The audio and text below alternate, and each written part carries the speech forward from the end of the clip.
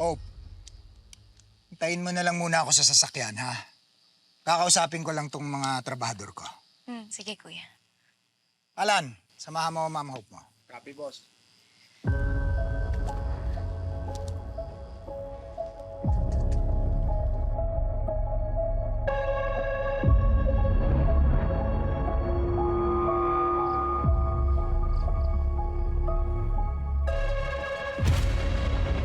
Kung makatitig ka kay Hope Wagas, ha?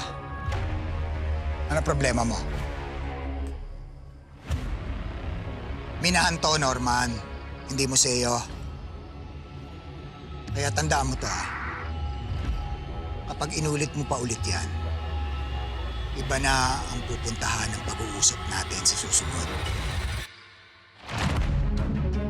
Paras, lumahod ka sa lupa.